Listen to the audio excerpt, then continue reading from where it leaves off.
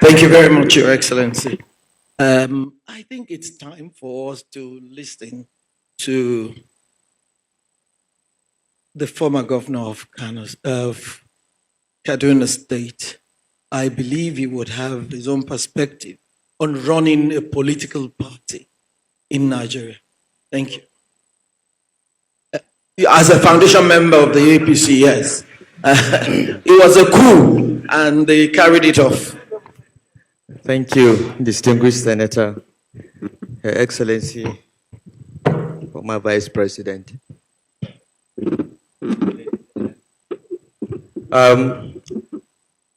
If you look at the program, you'll see that I'm not supposed to be on this panel.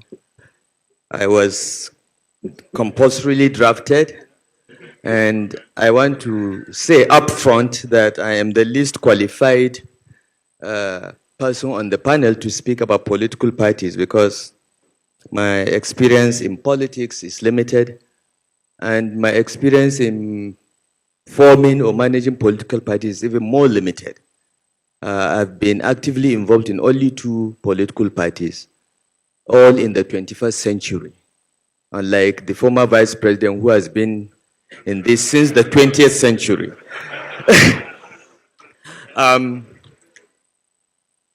I was very active in the CPC. I was one of the leaders of the CPC before we merged into the APC. And all I know about partisan politics comes from that experience. But I want to say that, political parties are very, very important. I did not realize this until I became politically active. Because in our constitution, the only way we can contest for power is on the platform of political parties. Our constitution does not recognize independent candidates, even though we tried in our APC Committee on True Federalism to recommend that the constitution be amended to allow independent candidates. That has not happened yet, and I don't even know if it will ever happen. So political parties remain important. But what is the state of political parties today? I will give my own views of what I have seen in the last 2 years. The PDP, which is one of the largest and perhaps the oldest political party in this republic, is clearly targeted for destruction. It's a matter of time. There are internal mercenaries in the PDP that have been hired, paid, or otherwise motivated to destroy the party. So the party is on its way to the grave.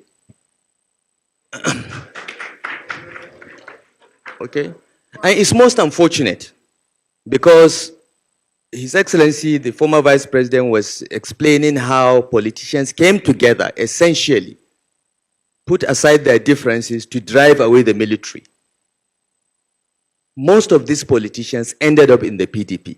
So the PDP actually represented the best of our politicians that fought for restoration of democracy. Forget those that make the most noise, but ran away from the country.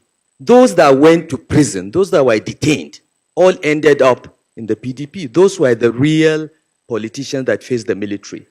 But today, none of the founding fathers of the PDP can recognize it. Labour Party, again, targeted for destruction. And it's almost certain. The last time I had a conversation with Peter Obi himself, he admitted to me that he doesn't know what is happening in the party that he contested for president. So there seems to be a project to destroy all the opposition political parties. And the only option for the opposition, in my view, is to put aside their differences and come together and create a broad platform that will do the driving of the military again, because we are there almost. So, Your Excellency, we need your experience and skills. Now, I'm a founding member of the APC. If you go to INEC and ask for the form that got APC registered, I'm one of the 34 people that signed for it, and I was a founding member of the National Working Committee of the APC. But frankly, I no longer recognize the party. The party, no party organ of the APC has met for the past 2 years. No caucus, no NEC, nothing. I don't even know if it is a one-man show. It's a zero-man show. Okay. So, though I'm a founding member of the APC has left me behind. I'm still there where we were. We wanted to form a progressive party that will fight corruption, revamp the economy, and restore security to Nigerians. That was the objective of forming our party. And we all came from that party. After forming the party, we went out of our way to recruit others that we feel could add value to the party. We went to the residence of His Excellency Vice President Atiku, invited him to join the party. We are not afraid of inviting heavyweights who are potential presidential aspirants, even though many of us were Buhari supporters. But we were not scared. We wanted a broad-based coalition that will address the problems of Nigeria, and we were successful in it. But why the APC today? I don't recognize it, as I said. It has left me behind. I still believe that the purpose of political contestation in Nigeria still remains revamping the economy, restoring security, and fighting corruption. The problems are still there. However, I no longer believe that my party believes in confronting those problems. So the distance between me and the APC is widening. It has left me, it's driving at very high speed away from where I am, but I remain where I am because these problems remain the living problems of Nigeria, and they have to be addressed. And the only way to address them is through the instrumentality of political party. So what happened to our parties? Why did our parties all end up where they are? When we started the APC, we were very hopeful that it will be member-financed party. We registered 15 million members. 15 million. If every member of the APC just gave the party 100 naira, that's 1.5 billion. Just 100 naira a month, which I believe almost everyone can afford. That's 1.5 billion. It's enough to run the party. We had aspirations of that nature. We had dreams of a real, ideologically driven, progressive political party. But today it is something else. If you look at the life cycle of the PDP, it was similar. They all end up becoming a one-man show. No collegiate leadership, no democratic leadership, no internal democracy. And the parties always get pocketed by those elected on the platform of the party. So if you look at what Professor Olukoshi outlined as the key issues to look out for in a party, ideology. What is the ideology of the APC? I don't know. We said we are progressive, but we are not progressive anymore. Okay? What about a societal project? What is our big societal project? I've mentioned the three. But now, if you ask people that were elected on the platform of the APC, they will say, I wanted to be governor, I wanted to be president, I wanted to. No, nobody talks about a national project, societal project anymore. It's about me. Me, myself, and I. What about manifesto?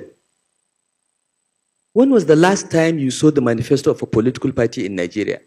The last one I remember was the one we drafted in 2007 for the PDP. Okay? Since then, the PDP has never produced any manifesto. We did one at the formation of the APC, a very detailed one in 2015. But since then, nothing. The other parties, I don't even know. I haven't seen anything resembling a manifesto. What about membership? Members want to take from the party rather than contribute to the party. So we are in a serious crisis because these political parties are the vehicles through which leadership will emerge. Yet, they exist only on paper or in our imagination. And we must work. And this is a challenge for those in opposition. I'm not yet in opposition, by the way. I'm still in the APC. But this is a challenge to those in opposition. You must come together and form a party that, in my view, should closely resemble the NPN of the Second Republic. That's one political party that was an effective machine. The leadership was collegiate.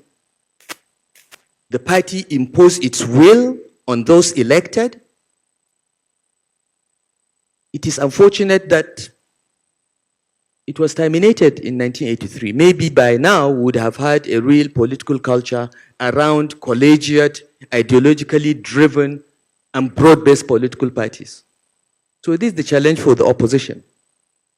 I think I will stop here with my limited knowledge and experience in party formation and management. Thank you.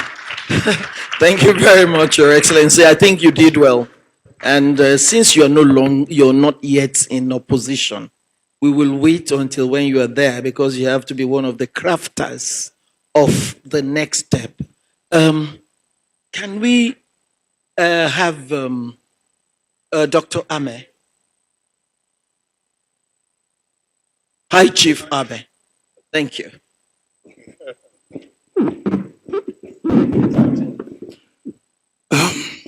Thank you very much. For me, I would like to speak from a perspective of somebody who has participated in party management in this country. I was two-time chairman, national chairman in the Party Advisory Council, 2 times general secretary. I work with some of my senior other ones here, to do a lot of things in trying to deepen democratic culture as has to do with multi-party democratic system. What Nigeria has is a multi-party democratic system. And if you want to be able to capture what we have, you go to section 223 up to section 2210 of the Constitution of the Federal Republic of Nigeria. And it will explain to you how to form a political party, what you need to form a political party. You need a 2/3 in the state of the federation, executive members, what you need at the national headquarters. All these things are registered in the Constitution. People say we have enough laws to govern. Political parties are critical agent when it comes to democracy, especially when it comes to Nigeria, because there's no independent candidacy. So when you have a situation where section 223, subsection A and B, stipulate what a national officer of a political party should be, that you'll be elected for a 4-year time, and you'll be elected in the presence of INEC. You find out that INEC has overbearing cultural attitude towards the management of political party in Nigeria. Political party they don't want, they reprimand. The one they are friends to them that sing their praises, they support. These issues are there. You won't see them because if you are not in the game, you won't know how strong and how manipulative the power of the INEC chairman has been in curtailing the growth of multi-party democratic system in this country. So for us, we have come to see that for you to grow the culture of multi-party democracy, since we have no independent candidate for you to contest an election, political parties are beyond just a platform for contest of election. They drive inclusivity, they drive issues about the enlightenment of the electorate, and they're involved in a lot of educative seminars to be able to have members.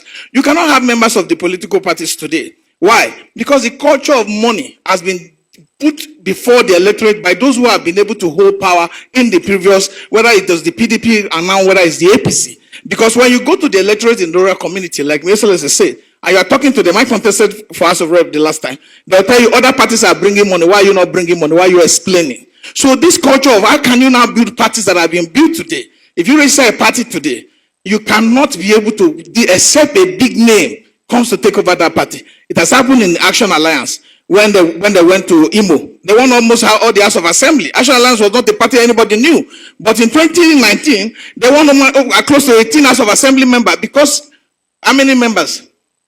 8, 10. The national chairman is here. They won like 10. This is a party that never won anything.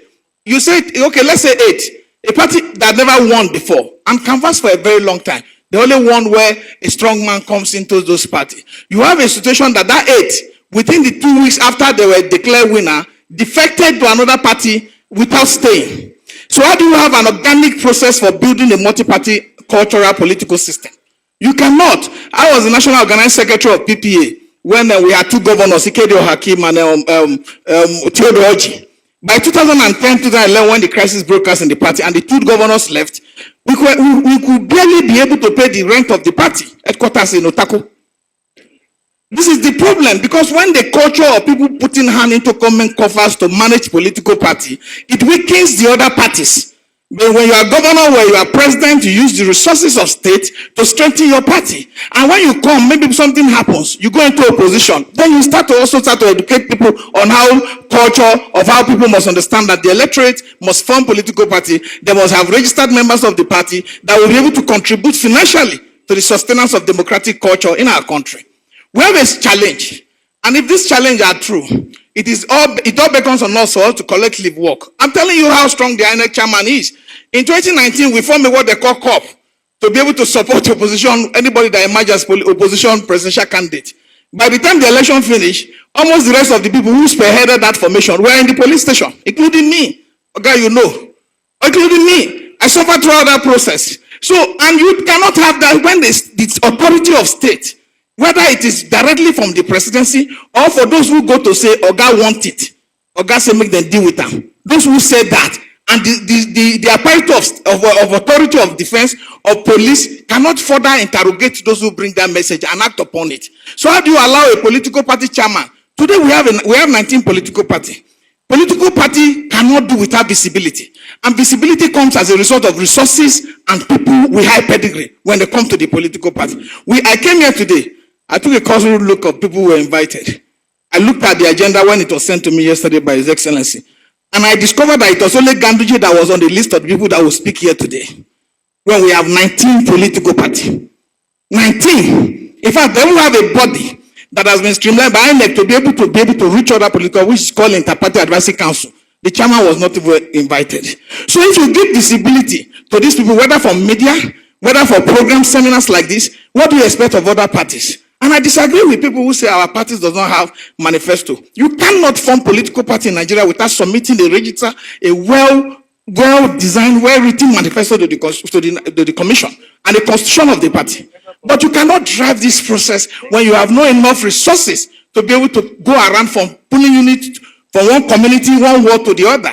We cannot also build parties when we have an election that is not free, that is not fair, and that is not credible. How do I say this? We cannot go to election with you. You have 1 billion naira in your coffers, and I'm going to speak English to the people. And I don't understand how they will be able to understand that. And then we also go for election collectively with you. On the day of election in my community, a gun was put on my head because they said the deputy governor said that I have intention to do something else. So how do you escape this kind of challenge when state actors act even without any kind of respect to the right of the citizens of this country? So how do you now have to go to the same market to try to get people to participate in the process that has been enshrined by giving you authority by the constitution and then all the other subsidiary legislation made by INEC?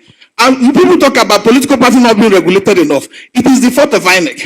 Because if you go to that section I told you about 223A, you find out that if you are going to conduct a convention within a political party, where you will remove somebody, where you will elect somebody, when you will appoint somebody, INEC must be present to see that processes are free, fair, and credible. But in most cases for bigger parties, INEC will let it ride. I cannot say today that if we go to INEC record, we will see the letter written by APC for the Ganduje to be elected as president at the next meeting. I cannot say that today because I have my information, but I just keep that aside. So we cannot have a biased system that favors one and ignores the other. And then you expect a balanced and equitable society to flourish. We cannot say that if we must have an election where we must all go to the market and compete on equal basis, that we should have on a general election, we will have 2 days for conducting of election. You conduct for National Assembly and President, and 2 weeks later, you conduct for House of Assembly and House of Assembly and Governor. Do you know that after the declare of the result for the presidency is declared, but my brother, honorable, you are in your community. Every other election will tailor towards the presidential election. The community village leaders will be telling you, let's align. My brother, don't worry, next time. They will be telling you all this. So if we must have a credible electoral system, we must amend, it's a must that we must amend section 132 subsection 2 Section 174, subsection 2, section 64, subsection 1, and section 105, subsection 1. What are these provisions? This, if we amend this provision of this, we will be able to consolidate our election into one day. Because people are talking that by-elections are very expensive. By-elections are very, I agree. But if we can solve the problem of conducting our election in one day, we will take away the cost of conducting election 2 times from INEC. And we will reduce the cost of our election by 50%. So why are we not taking that and giving 5 ballot papers? Because the trucks that will move the House of Assembly election, the truck that will move the governorship election, is the same truck that will move everything. So if you talk today that the voters, this thing is printed on the basis of registered voters, not on the basis of registered political parties. And that is why cost is not there for INEC. Then you now say that you cannot conduct all your elections in one day. Then you continue to weaken the opposition party because the government will have money for the second leg of the election, while the opposition will be running letter scatter to explain by preaching through the gospel or through whatever means they have to tell, please understand with me and forgive my shortcomings. Thank you very, very much. That was a fairy session. Thank you very much. Doctor, that was a very fairy one. I think we should have the news professor now so that we can round up because we still have one more session after this. Oh, it's cancelled. Oh, that's fine. Okay. Thank you very much, Chairman. All protocol duly observed. Let me start with, because of brevity of time, let me start with what ordinarily will be my concluding remarks. Expectations for our political parties to emerge as the cohesive, coherent, mass mobilization organization will not happen. It won't happen because the crisis of the political party, for me, is a reflection of our political culture. So short of addressing several other things, the political parties are just reflective of our prevailing political culture. And I say that for many reasons. To the extent that political parties are just platforms, to win power and election, of course they are going to remain the way they are. To the extent that political parties have this financial autonomy, okay, from their membership, they don't need members to survive, because there are people, it will not be inclusive. They won't be, they don't need to mobilize. If the truth of the matter in Nigeria is that you don't need a manifesto to actually win an election. You don't. And it's a far cry from where we need to be. We are doing a lot of work with political parties, and what I want to see will be our political parties that will have a semblance of what Professor Lukoshi, referred to as, the A-Day of political party emancipation in this country. Where political parties will grow their membership organically, by their, their programs, their project inputs, where from the campuses, very idealistic, opinionated people can be drawn into membership of these political parties by what the political parties stand for. Recently, we did a study on the 19 political parties. We developed what is called the Political Party Performance Index. And one of the documents we looked at was were the manifestos of all the political parties. And what we found out, they were just a clone of each other. No difference. It's just one borrowing the manifesto of another political party, adding a few things, and that is it. So for our political parties to be the vibrant, viral platforms for debate, for driving development and governance, a lot needs to be done. I remember, as a student in the UK in the early 90s, we volunteered with the Labour Party, because the ideology resonated with us. Almost all African students were supporting Labour. Tony Blair emerged, and that was because they mobilized on campus. I've not seen any of our political parties, having open days, on campus, or, even the culture of volunteerism, does not even exist. Again, what we want to see with our political parties is that they need to be, development think tanks. I think PDP used to have the PDI. Short of that, I don't know of any other political party that has a think tank. And that is, of course, responsible for why we have people who have won political powers. They don't know what to do with it. So it becomes an end goal in itself, just win political power. When you get there, you'll be driven by the wind and all of that. The IRI we have here today, the International Republican Institute, is the think tank of the Republican Party. We have the NDI here, the National Democratic but I think the political society that Professor Lukoshi refers to, has a big role to play. Our political parties will remain, what this class wants it to be. The emergence of people like David Blunkett, a blind MP, will never happen here because the parties are simply not inclusive.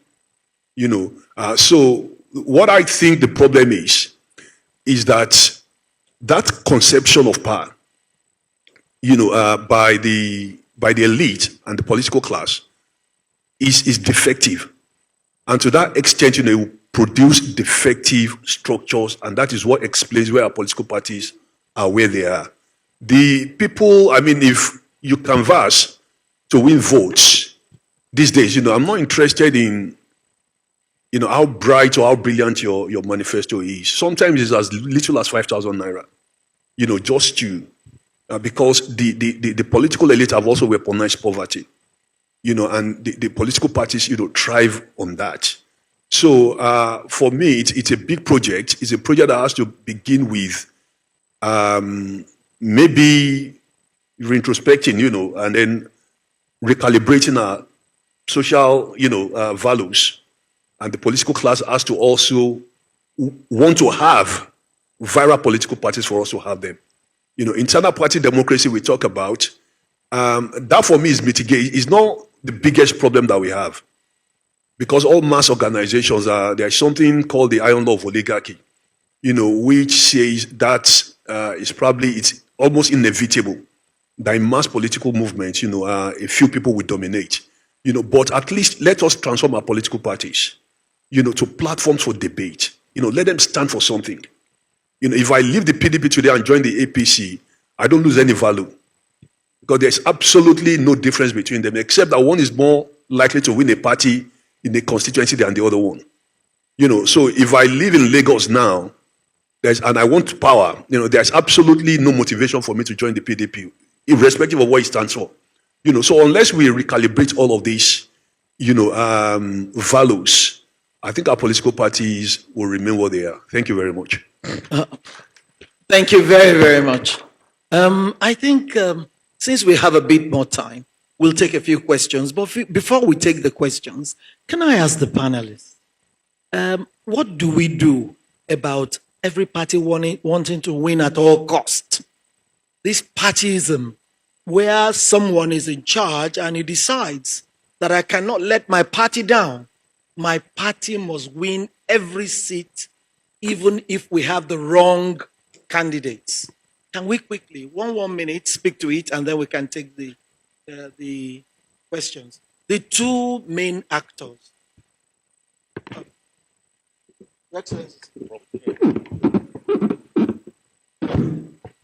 Well, I think already the current system has been bastardized.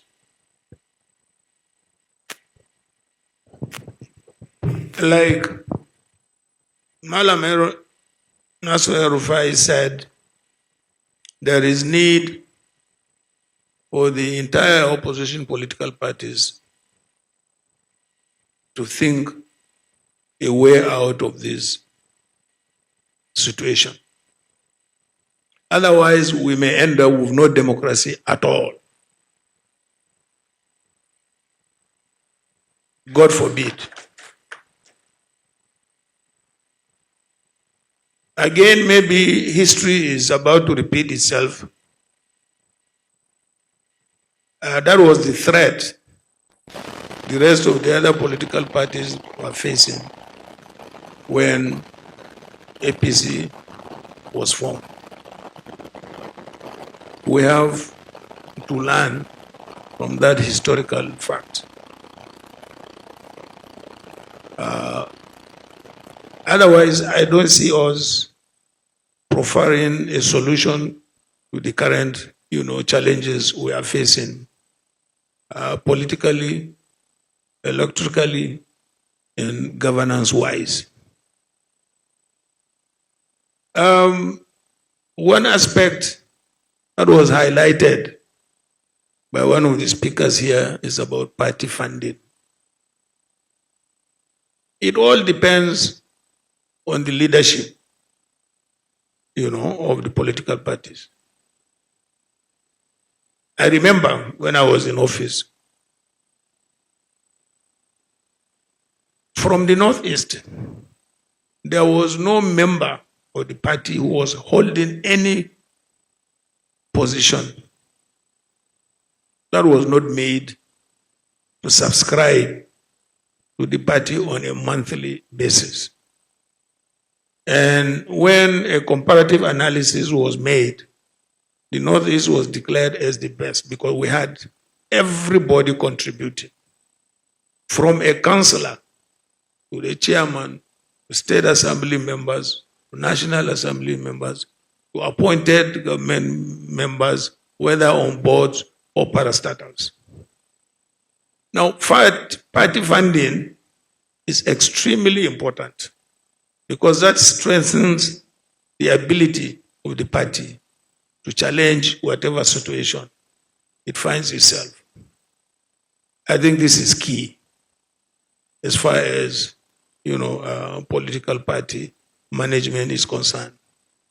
And I hope we will find this worthy, of implementing in whatever political party we find ourselves, since we are gathered here today to find solutions to some of these challenges. Thank you very much. Thank you. Thank you very much. Loyalty to your party comes after loyalty to God and to your country, I think. So, in my view, there is absolutely nothing wrong with a party member wanting his party to win every seat. But I think the problem that we have is that people want to win by hook or by crook. When I was governor of Kaduna State and we had to conduct local government elections, I went to great lengths to ensure that the elections were free and fair. We even went to China and got electronic voting equipment because I believed that it was important that we knew how well we were doing after being in office for 2-3 years. And the best way to test how well we were doing was to have credible local government elections. But believe me, I was just the majority of one because I was the governor. All my colleagues from CPC and ANPP and ACN said, look, just give us one chance to do to PDP what they have done to us for 16 years. Let us write the result and win everything as well. And I said, no, not on my watch. We lost some local governments, chairmanships, we lost some councillors, but on the whole, we won in more than 3/4 of the state, which I think was okay. And as far as I know, that is the only time in the history of this republic that local government elections were held to be free and fair in Nigeria. I have not heard of anywhere else. Because people just believe that the State Electoral Commission should ensure that every seat is won by the party in power. Some governors have tried a little bit to concede here and there, but the attitude is that, we must take everything. I hope I've answered your question, but I want to build on what His Excellency Vice President Atiku Abubakar said about what the country faces as a challenge, because I don't think this is a challenge for the opposition. Okay? The way and manner opposition political parties are being targeted for destruction and the style and quality of governance in this country today is a national emergency. It should concern everyone. And I think this is a problem for all of us to think about and play a role in changing it. Because as His Excellency said, we stand the risk of losing democracy itself. In the last election, only 26% of registered voters bothered to come out to vote. I'm in a possession of a recent opinion poll that showed that 75% of registered voters in Nigeria do not intend to vote in the next election. That is very dangerous for us. And I think every voice must rise and come out and fight for this democracy. For those of us that are in our 60s, we lived half of our lives under military rule. We know what it is, and we don't want military rule. But we also don't want civilians with behaving like the military in their barbariga and suits. So this is a national emergency. So I appeal to those in opposition, you must coalesce into one political party. We did it in the APC and it can be done again. Okay? But to avoid what has happened to the APC, I think you must ensure that there is internal democracy in your party from day one and insist on it. You must insist that the congresses and convention must be competitive, free and fair. The question of forcing people to step down on the day of the convention and so on should be out of the window. Let people contest and know that they won. And let those that have lost know that they lost. To try again. We must have internal democracy in our parties. And I think, and I found this out when I went back to Kaduna to contest for governor, I realized that the most important qualification for being a political stakeholder, at least in Kaduna State, was to be an illiterate. You are an illiterate, but you are very, very cunning. That's political stakeholder. We have to change it. We must have minimum qualifications. This politics is about leadership. You produce leaders through this political process. You cannot afford to have illiterates, semi-illiterates, cunning people, and so on as your leaders. You will end up with what we have. So the parties must have a standard. The Constitution may say, okay, the Constitution may say that if you have a secondary school certificate or you've attended secondary school, you can be president. Yeah, that's a minimum. But it doesn't mean that the parties cannot have a standard higher than that for the leadership of the parties. Because the leadership, it is the leadership of the parties that vote in congresses and conventions to produce the candidates. So when you have low quality party leaders, they are the delegates, you have low quality candidates. And you end up with a beauty contest consisting of only very ugly women. Okay? Because elections, in my view, are very similar to a beauty contest. You can only vote for the person that is on the ballot. You cannot vote for the best person. You can only vote for a person if he's on the ballot. And it is these so-called delegates, the party leaders, that vote to produce that candidate. So, if they are of low quality, do not expect them to produce a candidate of any better quality. This is a major problem in political parties. Thirdly, I think every party member should pay to be a member of the party. That way he will have a say. It doesn't have to be a lot of money. As I gave the example of APC. We propose 100 naira a month. And we don't want you to pay 1,200 for 1 year and forget about it because you can afford it. No, we want you to every month to remember that you have a party and you're sending to your party 100 naira. It's a commitment. It's not the money. It is the commitment. I'm committed to this party that I'm sending 100 naira a month to it. For the APC, that would have been 18 billion naira a month, per annum. From the membership alone. Now, if the party has 18 billion naira from its members, how can any money bag buy up the party? It's also a way of protecting the party from godfathers, from money bags. And I think that should be embedded in any future party from day one.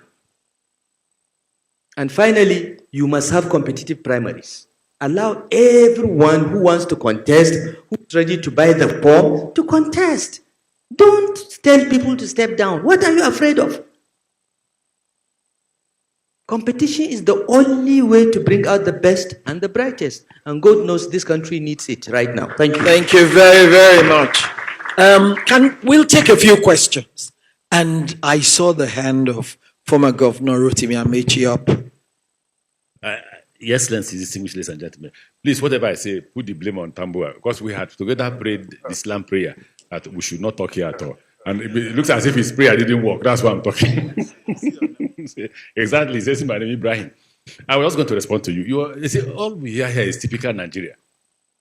Typical Nigeria, and you are clapping. That's why politicians get away with anything. They get away with murder because you have short memory. Short memory. None of you here seated can defend the votes. If you have complained, Nigerians have been clapping for you. The only way Shekarau became governor, do you know how? Because people lined up. When they ask how many people are there, they say over 500,000. No, I won't give 500,000. Announce Shekarau. It happened in Ghana. Before the election of the last president. 2 days, a lot of us were called to intervene. But why did they do that? The people were ready to die. You are talking, abusing everybody. Nobody has power and will give it to you. Nobody, not even me. If you want a pastor as president, can get one.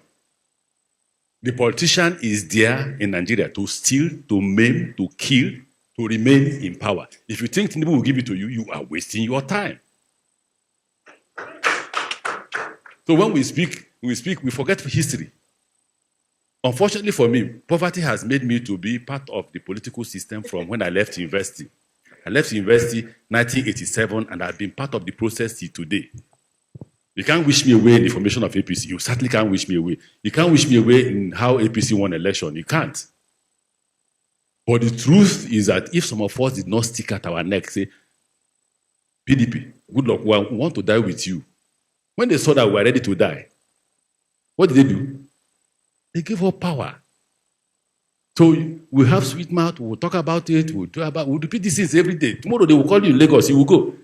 Somebody told me in Lagos, said, look, Mr. Mechi, I said, sir, you see these people that gathered here? I said, yes. We called them transport, this, they came. If tomorrow Tinubu comes with the same transport, they will also come. And the final example is when we are pursuing, APC was registered, and I was scared that, look, they may rig us out. So I got the party to agree that we will carry out a demonstration. They agreed that we will carry out a demonstration. We assembled at, where is that parade ground? Eagle Square. We released some money to go and bring women and all that. I walked in. What about me? I must go early to know what is going on before people will come. See the women gathered. Guess what they are wearing? Jonathan for president. God bless you.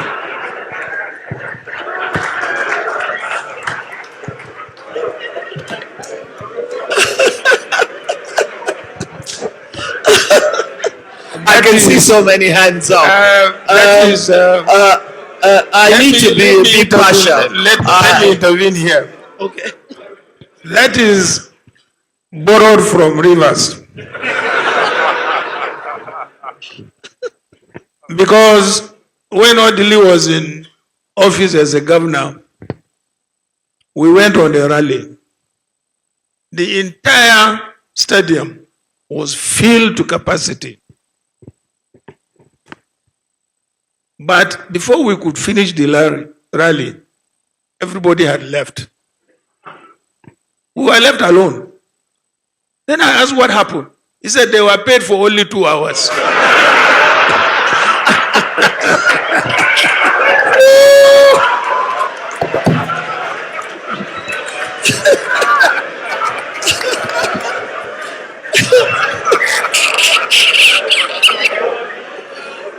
Your Excellency, thank you for that. Can we have a few ground rules so that we can have as many questions? We'll only allow people for 1.5 minutes only. 1.5 minutes only, your questions.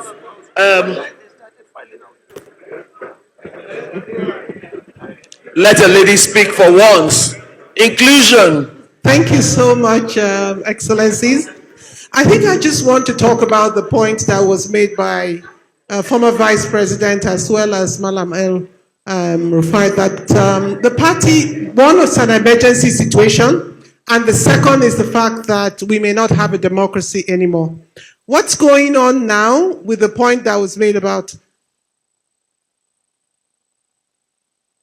to ensure that the opposition itself is non-existent anymore, and even increasingly they themselves have not met as a political party, suggests to me that we may end up in a situation where we don't even have political parties in 2027, because the internal implosion, even within the ruling party itself, will lead to a situation where that emergency becomes even more dire than we need. We may find.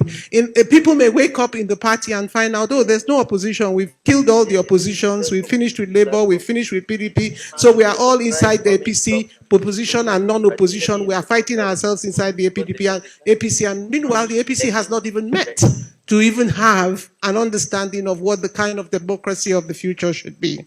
Consequently, this is a problem and an emergency largely above what I think we should even be reducing to the level of political parties and what the political actors can do. I think this is a more fundamental question about what the future of the democracy itself is, and it's not something to be left to politicians or political parties. It's something much larger than that, and I think that's where my concern comes from. Thank you very much. Can I call Dr. Indaba to speak?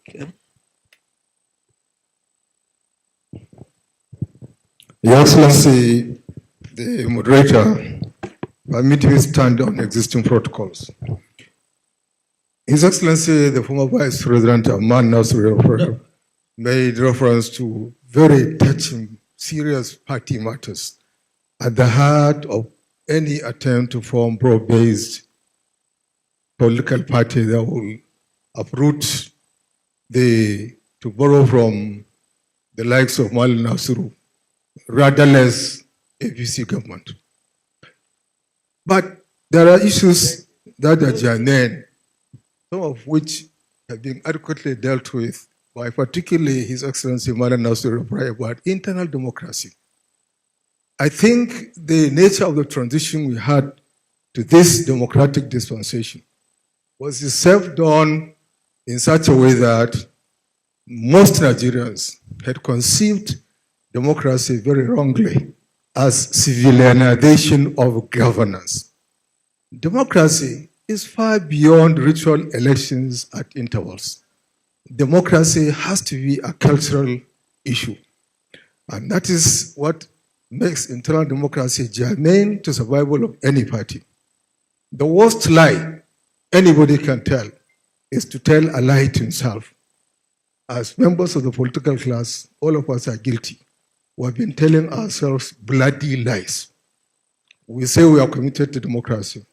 By the way we run each of the political parties from 1998 to date suggests the contrary. Because we have upgraded the so-called value of consensus building over and above competition, like Malam Nasir rightly captured. And without that, you cannot have democracy. Parties are instruments of recruitment into leadership positions. And if you want to have people who run this democracy and run a democratic system, then the parties must themselves be democratic. You cannot give what you do not have. It's a simple rule. And so, that's number one. Number two, you have the issue of left. Party discipline. Party discipline has not been discussed, but I thought it is fundamental. You recall in the First Republic, Chief Awolowo's action group expelled serving Premier Akintola to strengthen party supremacy and party discipline. In Second Republic, When we are the tax of People's Redemption Party, Malamini Kano expelled Abubakar Remy and Bolaro Musa, then governors of Kano and Kaduna State, and the party survived.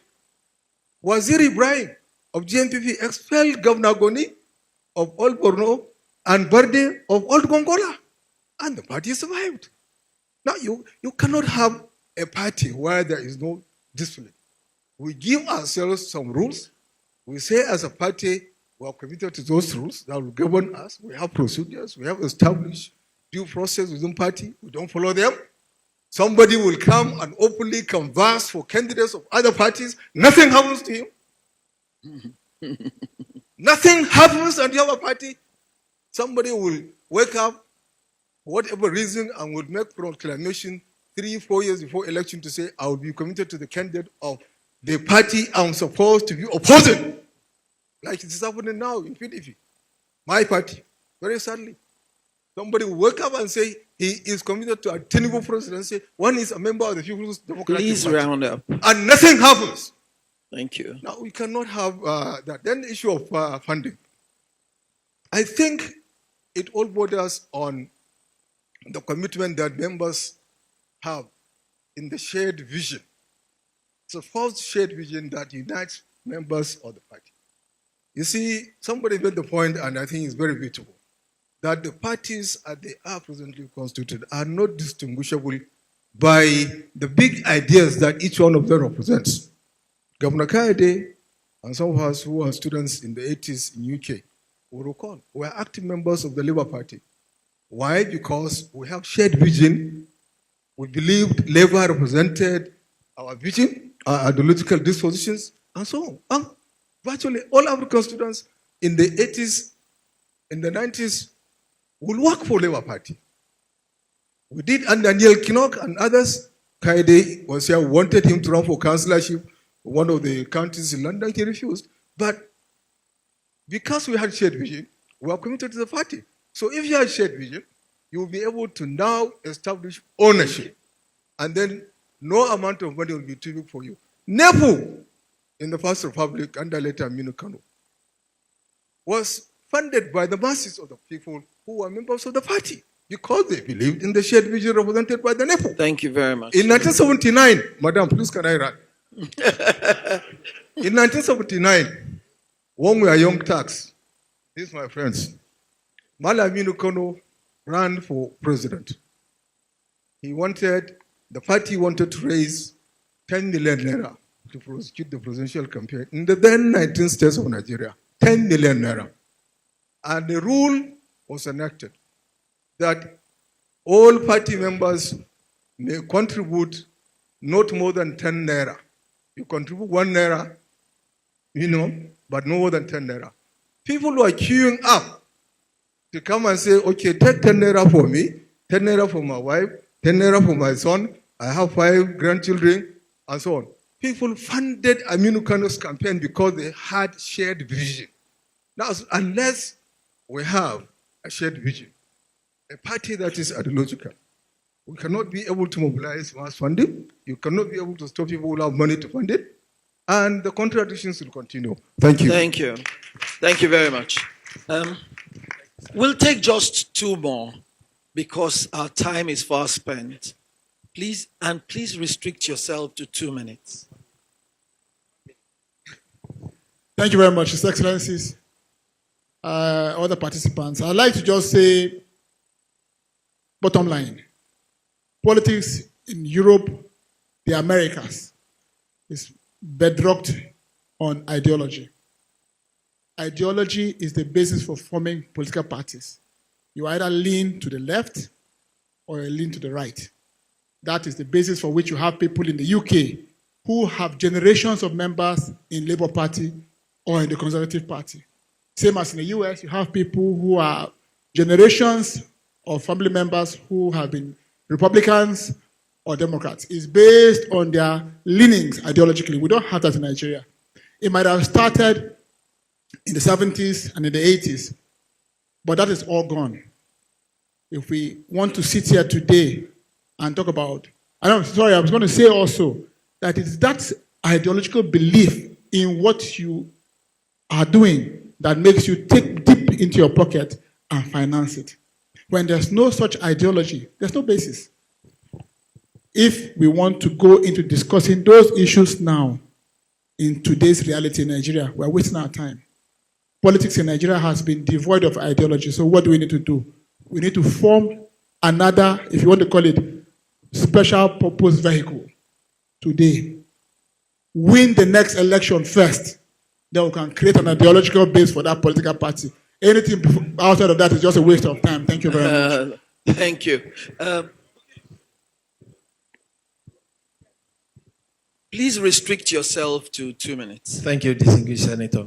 Your Excellencies, my name is Comrade Babatunde Ali. I'm privileged to be the National Secretary of the People's Redemption Party, PRP. I'm representing my national chairman here, Malam Falalu. Sirs, I have just 1 minute. Some of the things I would have loved to mention, he spoke in that direction. But as I watch this seat, I see a repeat of what I have seen wherever I've been privileged to sit with leaders of our people like this. Some of the issues we're actually supposed to be sober about, and in fact shedding tears, we will laugh. And we will walk out of here. I'll leave every leader, particularly on this seat, with this message. Sirs, in the next 5 years or 10 years, you won't be sitting here. It will be someone else. Is this the nation you want to leave for us? Is this the Nigeria in the next 10, 20 years? May you be alive to see what will happen. You won't die. You won't die. Is this the Nigeria you want to see when you are heading for your grave? I won't go into other political rhetorics. It has become something we discuss over and over. And I like to challenge this center. Don't invite us next year if this is the kind of discussion we will continue to have. We've been having it. I appreciate you all, sir. Thank you. And may God help you this time around Thank to you very lead much. us in a place where the youth of this nation, they just mentioned the name of Malam Aminu Kano. We will point to you. I thank God. Thank you I very met much. someone like that. I can say today, I thank God I met Balarabe. Thank you. I learned from him. And I thank God for what I have become. Thank I you will very leave you, man, with the first thing Malam Balarabe told me when I first met him. He pointed his hand to me. And he said, if you want to be, that was about 15 years ago. If you want to be a member of PRP, 1, you must have a job that feeds you. 2, I've never had such. You must feed your family. He said 3, if you have left, use it to support the party. Thank you thank very you. much. Thank you. I will take you. Can I? Yeah.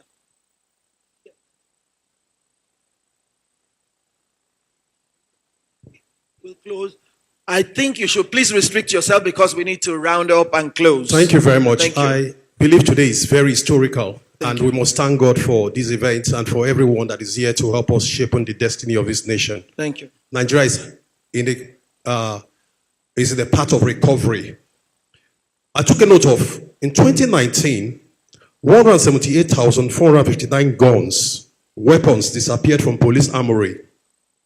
And of course, we later, in 13th of January 2022, there was a testimony by the Director of XSS who also stated that several weapons are still missing from the armed formations. And I think in the course of our articulations today, we are looking at how we can, in the course of building a culture, a political culture, that will amalgamate, aggregate energy, intellectual energy to safeguarding the future, see how we can begin to stimulate the sense of sensibilities of many Nigerians who have been weaponized through poverty to understanding that once they make themselves available as tools or foot soldiers to making use of these guns to shoot one another, they make democracy very impossible for us to achieve. It's impossible for us to understand too, sir, and ma, there's a need for us to understand that I represent people with disabilities, and we are into civil society, and we believe that we all Nigerians must work together to ensure that meritocracy is enthroned. Because the more characters we have that are interested and patriotic enough to help build the Nigeria of our dream, the less people with disability will have in future. Thank you very much, ma'am. Thank you. And that will be the last one. And you have only 1 minute. because I thank- need to give the panel 1 Thank you minute very each to much, round Your up. Excellencies, distinguished participant. My name is Chibuzo Okereke. I'm a proud alumnus of the Center LSD School of Leadership. And my question I will direct to His Excellency, the former Vice President. And it's about the notion of rubber stamp National Assembly. And you made reference that you wrote a letter to the National Assembly regarding electoral reform, and you submitted it to a committee. And the question is that the best strategy? Because in the institutional design of the National Assembly, that is where you have caucuses and the party politics is made manifest. As a leader of a political party, is that the best strategy, of engaging the opposition members in parliament to be able to achieve your goal? Because as we speak today, the opposition coalition caucus in the National Assembly, from the House of Rep to the Senate, is particularly the House of Rep, is actually more than 50%. And the National Assembly is a place where if you take a decision by voice vote, they can actually move for a divide. And the point is that the opposition members in the National Assembly seem not to have leadership that is galvanizing, driving them to make change, the kind of change that you desire. Thank you very much. Your Excellency, you will respond to him and use that to round up your 1 minute. Thank you very much. Let me respond to what you claim about, the opposition parties in the National Assembly. Immediately after the elections, results were announced and members emerged before even the National Assembly was officially inaugurated. I invited members of the House of Representatives from all the political parties to my house. They all came. I said, look, I want you to take control of the leadership of the House of Reps. Because if you all work together, you will produce the leadership of the House of Reps because of your number. Whether you are Labour, whether you are AP, whether whatever. And they promised me they were going to do it. Again, we went to the Governors Forum in Bauchi, where we elected the chairman of the Governors Forum for PDP. Again, I called the members of the National Assembly, particularly House of Reps, and reminded them about the meeting we had in Abuja in my house. Make sure when you are electing your leaders, you conform to what we agreed. They went, and they were given money, and they all dispersed. They all dispersed. Yes, and they lost everything, but they took the money. What else? I was not in a position to expel any member. I was not in a position to suspend any member, but I have shown them leadership, which they declined. I want to say here publicly, I met with a political party leadership in the present opposition. And they told me bluntly that this government gives them 50 million each.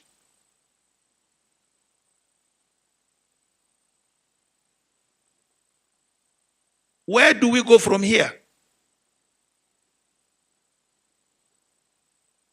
Which means if we are not careful, we are talking to some of you here, but you are recipients of the 50 million you are getting from the federal, from the APC government.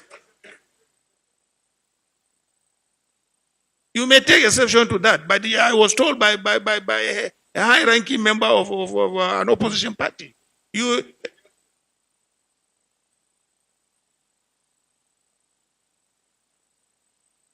So, do we really want to fight for democracy?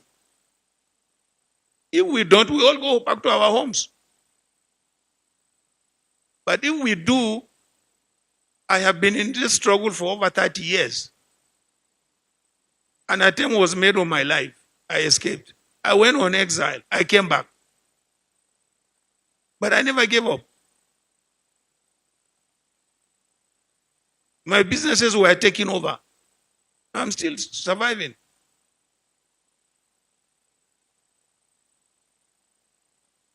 So you need to make up your mind.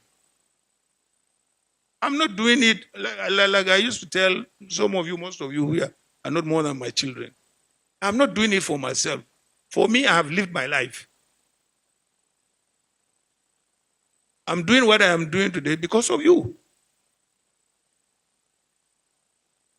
Thank you very much.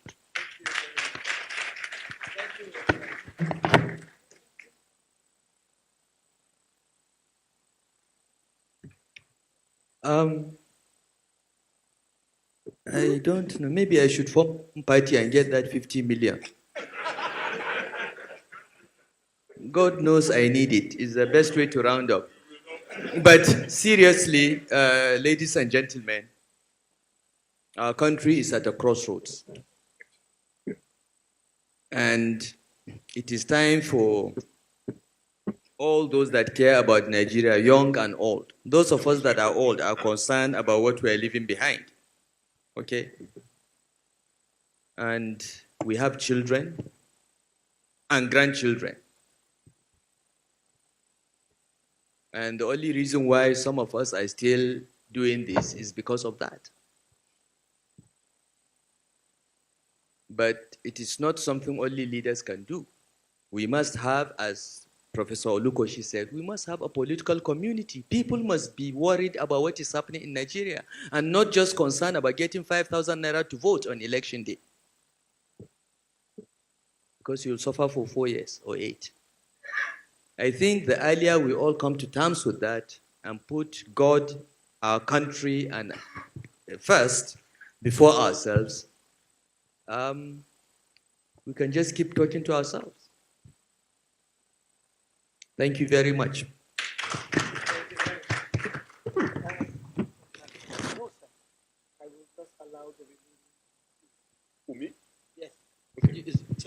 This is not working. Okay, it's working. For me, my parting shot will be, something that is very scary to me. I see the Nigerian project as a tragedy of the commons. And that would be my answer to your question about, this win at all cost. And what bothers me is that the power elites themselves, our political leaders is either they don't have a sense of their own enlightened self-interest, or they are not taking sufficient cognizance of it. The way the political elites, run this country. I mean, if, for instance, democracy, God forbid, comes to an end, the greatest casualty will be the political elites. So it is incumbent on them, to realize that there is a common denominator. There are certain issues that needs to be insulated from partisan politics. That it is in their own collective self-interest to remain as elites. That certain things don't go below, a modicum of, and that for me is either they don't realize it or they just don't, take sufficient cognizance of it. And that will be my parting shot. Thank you very much. Dr. Ame, High Chief Ame. I think I have to create, try to clear an impression by His Excellency when he talked about insult. I try to talk here passionately because I've been in the system. I might not be in government, but I've been in the cycle of party politics for a long time. Anybody who knows me here, who are nodding the head, can tell you. By 2015, when we wanted to contest for a park election, I formed a committee headed by Senator Mujishola Akifenwa, late today, as chairman of that committee. And then our father, the SDP national chairman at the time, El-Rufai, when we got to INEC to conduct the election, INEC brought out a new list and said the 2 people are no longer national chairmen. So I've lost 2 votes. These are elder statements. So we've seen things. I was a member of the Pioneer member with Senator Ben Obi when we formed the National Peace Committee. We've seen some things that have happened. And I'm telling you how powerful INEC is to undermine our elections. I know what they have done behind the closed doors. I've seen things. I was going home on 2019 when the election was postponed for 2 weeks, and the APC was on the INEC chairman, and he called me, and I drove back to him, and we talked and we went to National Conference Center to defend the the onslaught of the war that was coming. We've seen things. If we don't correct INEC, if we don't unburden the commission, I can't say more. If I go deep, look as if I've had conversation with people in private, in their private offices, and I'm discussing it in public.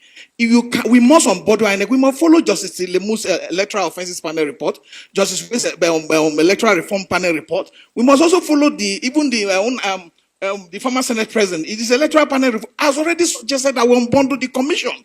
If you look at the Liberia style, alone, you do not have a commission that is so overburdened by so many work. If INEC is responsible for conducting election, let them go and conduct election. Let's have political party registration and management committee, council, or the parastata. Let's also have delineation and other department, and then let's have election offenses tribunal commission where these electoral matters are treated. As I speak to you today, if you carry electoral violence in the state that is controlled by one party, that the party is in governor, and as soon as the party is elected into office, the Attorney General of the state, who has the authority, I'm not a lawyer, but I will tell you, they have authority of what they call nolli prosecute. They will go to the court and withdraw that, forget about the case, we are no longer interested. So how do you deal with that? These are challenges of what we've experienced in the last 20 years being in party management. So the challenges are real. And if we don't arrest it from trying to unbundle the commission and the overpowerful element of the chairman, I mean, there are two other statements, and they said they are no longer chairman of political party. Thank you very much. So we must resolve these issues. Thank you very much. Prof, do you have anything to say for just 1 minute so we can leave? I have an entire lecture to deliver again. No, but this has been really heartwarming. And I think, Governor Rufai, what frightens me when I wake up every day and look at the state of our nation, it's not just the loss of democracy, but probably the loss of the country as a whole. And, you know, we are faced with the real potentiality of outright collapse. And the consequences will not be just for those who wreck the system, but for all of us. Where are we going to go to? 200 and something million Nigerians. And it's also what keeps many of our neighbors, who are our well-wishers, sleepless at night. Imagine Benin Republic being overwhelmed by Nigerian refugees because the system has simply, the center has simply collapsed in our country. And I think it underscores the sense of emergency. But let me just add very quickly that in terms of alliance politics, we've had experiences in the history of our country from the First Republic. Maybe the center, OTIV and others, can also complement what we have heard from the Vice President and you, Governor Rufai, by carrying out a study to look at ways in which we can avoid history repeating itself. Because even if you form an alliance of opposition parties today and they take power from APC tomorrow, what is to say they will not behave like APC, right? So we need to find a way of my final